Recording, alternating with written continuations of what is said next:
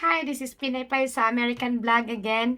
Today, I'm gonna show you what is in my jewelry collection or my box collection that I still keep it until now. And then, abangan din ninyo yung mga reviews ko sa mga jewelry, sa mga rings, necklaces, bracelets na review galing sa mga store na binibilhan ko. Because guys, I won't believe na I will unbox it and review it unless I really use it for how many months or how many years. Then I will give a good review to the company where I bought.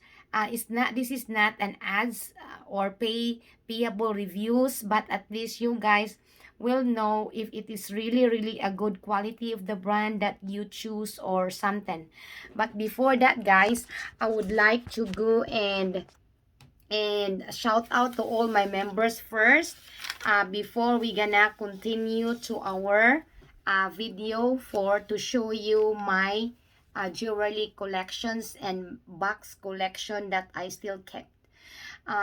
Mega love shout out to my members, Maria Lisa Satu, Genias, Jewel Tuku, Nancy Acosta, Ariana, Arnia Bulanon, Al Alejandro, Ray Kenta, Gilbert Sapin Vlogs, Maribel Pagaran, Untoy Dilatori Vlog, Joros or Bubol Kulot Vlog, Kabalsa Music, Angel Place, Jamsi Channel, Asukarap TV, Chinoy's Lab, Noch Gaming, Ivy Lalunda Canada, Night of Hands UK, Rowena Quiet, Ramon Tabu-Tabu, Kusina ni Ate Jean, Mami Titay, Litz Vlog, Coffee Tambayan Vlog, Simple Film Kids, Hashtag Pinoy Ako TV, Sally May Boyno Vlogs, Supermom Adventure, Dongs TV, Maribel Baclaw and Maritis Baclaw, Kabakit, Mihu Mihu, Maluti Garden, Yesien TV, One Link TV, and Ashmun Lu Mukbang, Susana Tokyo TV, and then Savannah Marsan, Mercedes TV, and then Sheila Nicole Vlog, and then Rose Wagner USA, and then Mars Malo.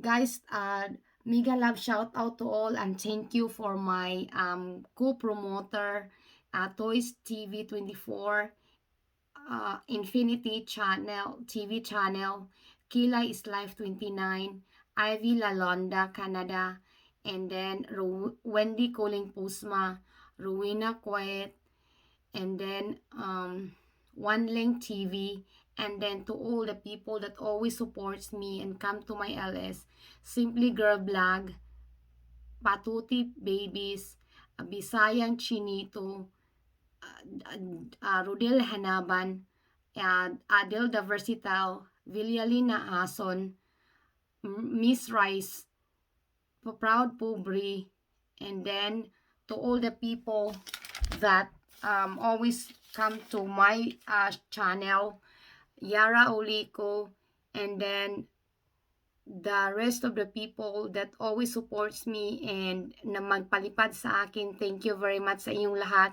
Sa mga supporters na hindi ko na mention, run away, salamat, thank you. And then sa mga supporters ko, Minerva Roca, Nancy Acosta, mega love shout out sa inyo.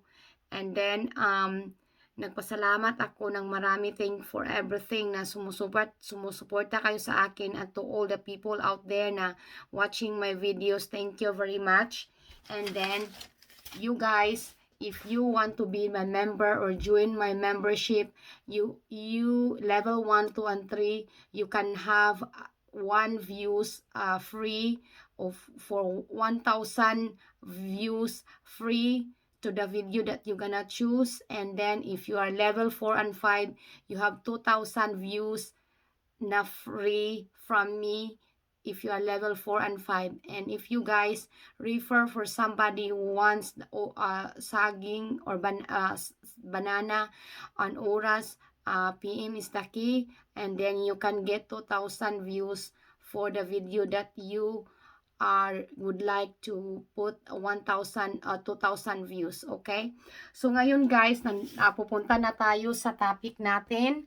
I will show you all my jewelry collection and then all the boxes collection that I still kept. Okay, there are some reason why I still kept those. Okay guys, ito guys, may some of those boxes don't have, wala na siyang mga laman guys, pero I still kept guys, kasi ito siya guys,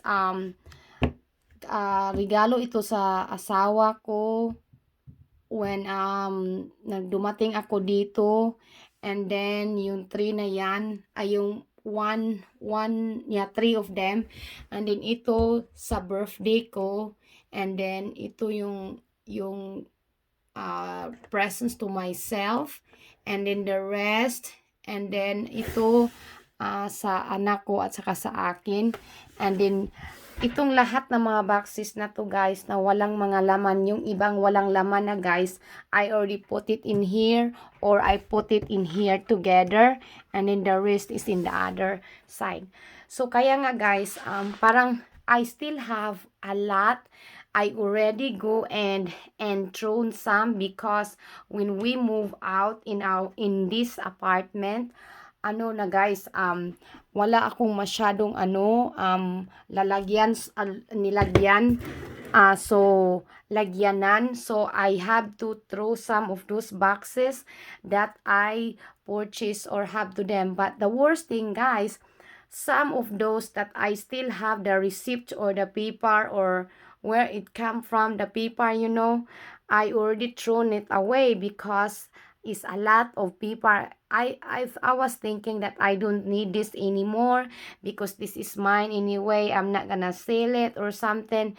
But sometimes guys, it's very nice if you keep the receipt and all the purchase, like the receipt from purchasing from which factory you are.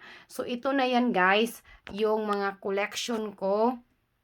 Yan, mayroon yan na walang laman, pero most of them I already put it in there. All those there, there's inside. There's few of here. This one here no more already, but this one here has, and then that one are empty, but the rest of that are all pulled together.